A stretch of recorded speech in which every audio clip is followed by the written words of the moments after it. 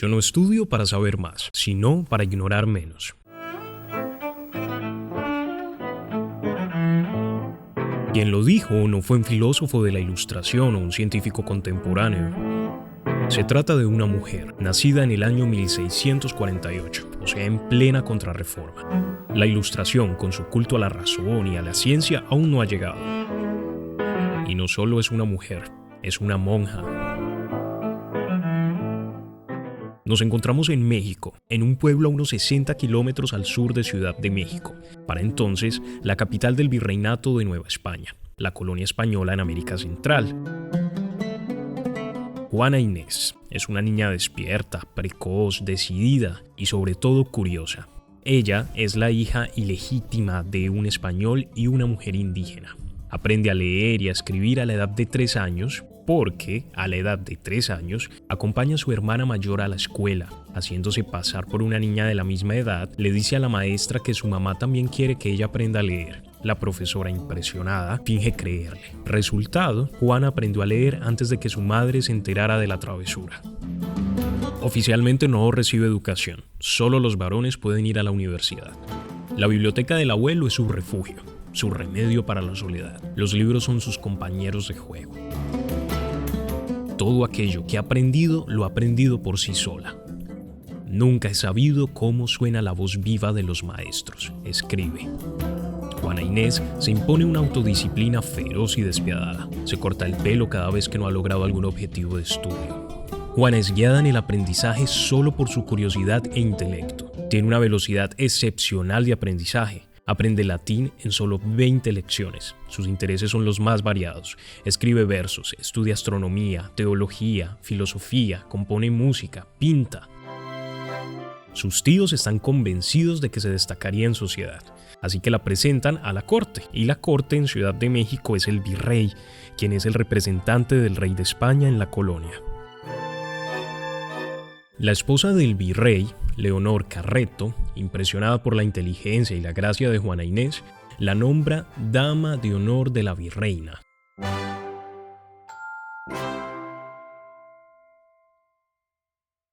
La vida en la corte es crucial para Juana Inés, ya que observa y absorbe modelos y comportamientos que influirán en su vida, su estilo y sus relaciones para siempre. En la corte, de hecho, participa en las tertulias, discutiendo con teólogos, filósofos, matemáticos, naturalistas, historiadores, todos varones, y todos quedan boquiabiertos por la inmensidad de la cultura de esta pequeña niña. Estamos a mediados del siglo XVII. Es muy raro encontrar una mujer que sepa leer. Imagínense el asombro de todos estos intelectuales frente a una muchachita que parece haber devorado todos los tomos de una enciclopedia. La virreina Leonor la protege con orgullo, pero el mandato de cada virrey dura 3 años y está a punto de expirar. Muy raramente se reconfirma el mismo virrey y el nuevo puede no ser favorable para Juana. Juana debe asegurarse un futuro antes de que llegue el nuevo virrey. Ya tiene edad para casarse y en la sociedad de la época solo hay 2 modelos de vida para una mujer de su edad: María o Magdalena, casarse o perderse, es decir, ser una prostituta. Pero Juana Inés solo quiere seguir estudiando. No quiere recurrir a un hombre ni depender de tantos hombres, solo quiere estudiar en paz. Y para hacerlo, solo puede elegir una tercera vía, la de apartarse de la sociedad y estudiar en silencio, entrar en el convento y convertirse en monja. Detrás de la lección no hay misticismo, no hay vocación, no hay desilusión de amor, como han especulado algunos historiadores superficialmente. Simplemente en aquellos tiempos, la vida en el convento representa para una mujer la única posibilidad de supervivencia intelectual. Hoy, una mujer puede ser soltera y feliz, pero no en el siglo XVII. Tomé los votos porque era la opción menos fuera de lugar y más coherente que podía elegir para mi salvación, por el deseo de vivir sola, no tener una ocupación que obstaculizara la libertad de mis estudios ni el ruido de una comunidad que perturbara el quieto silencio de mis libros. He aquí su modernidad, una mujer que ha elegido ser soltera y lo hace de la única manera socialmente aceptable en el México del 1600.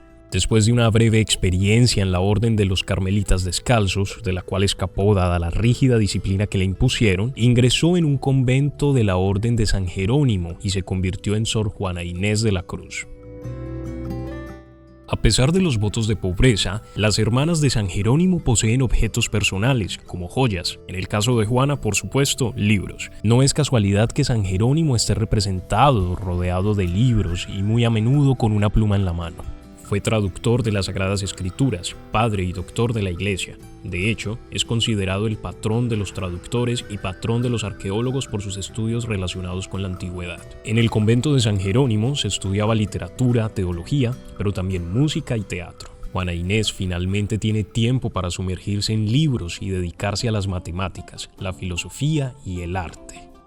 Escribe música, por ejemplo. Son famosos sus villancicos. Escribe poemas, muchos poemas, pero también comedias. Es divertida, irónica, ingeniosa. Una de las mayores colecciones de libros del Nuevo Mundo se forma gradualmente en su celda, pero también colecciona instrumentos científicos e instrumentos musicales. Los intelectuales de la época se dan cita en el convento. En la sala común, ella está protegida por una rejilla, mientras que al otro lado se encuentran los intelectuales de la ciudad. Se crea un salón literario dentro del convento y también la esposa del nuevo virrey de España, María Luisa, engrosa las filas de sus admiradores. María Luisa misma y su esposo fueron recibidos a su llegada de España con grandes celebraciones y un texto compuesto para la ocasión por Juana Inés, titulado Neptuno Alegórico. Una monja con una cultura clásica así de profunda que escribe un texto lleno de mitología griega en lugar de personajes o episodios de la Biblia. Los mitos griegos aparecen con frecuencia en los escritos de Juana Inés, tanto en prosa como en poesía. María Luisa demuestra ser una fuerte protectora y Juana Inés necesita esa protección. Estamos al final de la era de la Contrarreforma, la Inquisición aún existe y una mujer con su cultura y su actitud inconformista inevitablemente va a incomodar a muchos, especialmente un gran número de superiores eclesiásticos. Un antiguo refrán mexicano dice: mujer que habla latín ni consigue marido ni tiene buen fin. Su confesor, el padre Antonio Núñez de Miranda, cree que ella está yendo demasiado lejos con toda esta actividad literaria y trata de convencerla de que se comporte un poco más como sus hermanas. Con una carta llamada Autodefensa Espiritual, la hermana Juana le dice que ya no lo necesita, prácticamente lo despide. Ella es libre, quiere ser libre para escribir y en total libertad escribe un poema llamado Primero Sueño. Una historia que parece un sueño. Un viaje libre del alma, sola y desilusionada, el alma de Sor Juana Inés, hacia una vida en el más allá que se disuelve tan pronto como se alcanza.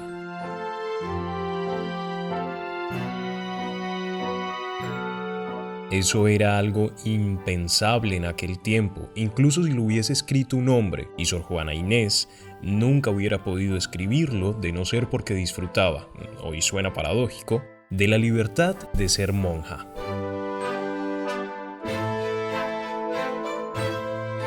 Pero lo que más sorprende a sus superiores es su sentido del humor, su ironía inteligente. Con un sentido cómico inquietante, Juana desmorona la supuesta superioridad del hombre sobre la mujer y la cuestiona. Cuestiona un mundo, una forma de pensar, los principios injustos en los que se basa la sociedad, y comienza a hacer enemigos.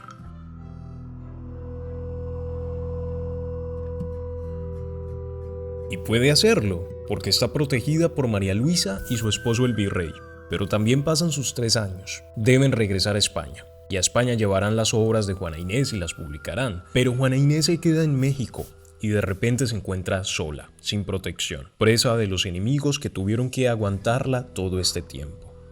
Está a merced de su peor enemigo, el arzobispo de Ciudad de México, ansioso por castigar su valentía y pisotear su talento. Es notoriamente misógino. Desprecia el sexo femenino de una manera casi patológica. El hecho de que una mujer sea reconocida como intelectual ya es una afrenta para el arzobispo. Que una monja escriba canciones para bailes, versos de amor y textos teatrales que no tenían nada de sagrado es inaceptable. Con engaños, se publica una carta privada que pasó a la historia como Carta Atenagórica. En la carta, Sor Juana Inés afirma que los dogmas y las doctrinas son el producto de la mente humana y que, como humanos, no son infalibles, contradiciendo claramente un sermón dado por un famoso jesuita de la época. Pero el prólogo de esta publicación no autorizada está firmado por un autor anónimo, un cobarde que se firma con el seudónimo de la hermana Filotea, una bajeza. Filotea en griego significa quien ama a Dios, para contrastar con el nombre Juana Inés, quien a pesar de ser mujer piensa en el mundo terrenal, el saber y la ciencia. La respuesta de Juana Inés no se hace esperar. Su conocimiento es el resultado de años de estudio y le permite discutir sobre todo, incluidos los temas teológicos, que no deben reservarse solo para los hombres. Es una defensa propia que la monja hace de sí misma, justificando sus elecciones, su vida y su talento. Las mujeres también pueden estudiar y discutir cualquier tema, al igual que los hombres, con ejemplos de la Biblia, como la jueza Débora, la reina de Saba, la reina Esther, la profetisa Abigail. Ella afirma el derecho de las mujeres a estudiar las Sagradas Escrituras, a construir una identidad, a cultivar su propia espiritualidad y cultura individualmente. Y si la mujer realmente tiene que cocinar, porque el hombre no sabe cómo hacerlo, se puede hablar perfectamente de filosofía mientras se prepara la cena. Dice, citando a otra santa que había sido tratada como demente por atreverse a escribir y pensar, Santa Teresa de Ávila. Es un terremoto. Estamos en el siglo XVII. Se trata de palabras revolucionarias. Es una defensa espléndida y apasionada de la carrera intelectual de una persona y el derecho de las mujeres al conocimiento y los estudios. Es el momento más elevado del pensamiento de Juana Inés. Es el principio del fin. Las relaciones con las autoridades eclesiásticas son cada vez más difíciles. El perdón es una gracia que solo es posible después de la renuncia a las cartas. Se ve obligada a entregar todos los libros e instrumentos musicales y científicos que enriquecen su celda, y lo hace con la condición de que se vendan donando las ganancias a los pobres. Con métodos que hoy, en términos modernos, podríamos definir como mobbing, Sor Juana Inés es lenta e inexorablemente humillada y psicológicamente aniquilada. Juana termina firmando una renuncia completa a los estudios. Es la única forma de no enfrentar el cargo de desobediencia a sus superiores y, sobre todo, el más grave, de herejía. Se reduce al silencio, hace un corte en su mano y sumerge la pluma en su propia sangre. Con sangre, firma la renuncia al estudio y la solicitud de perdón de sus hermanas. En el libro de las profesiones de fe del convento, Juana se firma a sí misma: yo, la peor de todas. Sus enemigos no pudieron tolerar el escándalo de una mujer genio durante demasiado tiempo y, aunque en la última ronda, ganaron. En 1695, una epidemia de naturaleza desconocida golpeó repentinamente la Ciudad de México. En el convento de San Jerónimo mueren 9 de cada 10 monjas. Sor Juana cuida generosamente a las hermanas enfermas, pero finalmente contrae la enfermedad y muere. Una mujer que defendió la igualdad intelectual entre hombres y mujeres, que atacó violentamente la doble moralidad y la ignorancia a la que se condenaba a las mujeres, rechazando enérgicamente el silencio. Por esta razón, ha sido considerada de cierta forma como una anticipadora de los movimientos feministas. El premio Nobel Octavio Paz escribió Sor Juana Inés de la Cruz o las trampas de la fe. El convento donde Juana Inés vivió los últimos 27 años de su vida y donde murió, hoy es la sede de la Universidad del Claustro de Sor Juana.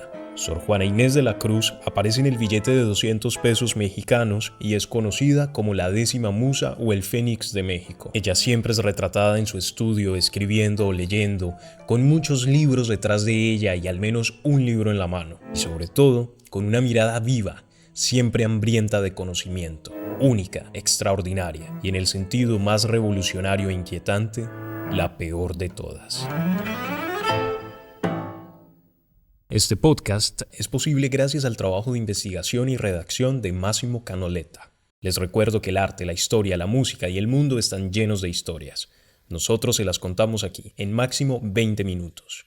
Para no perderse ningún encuentro, síganos en Spreaker, Spotify, Facebook, Twitter o YouTube. Gracias y hasta la próxima historia.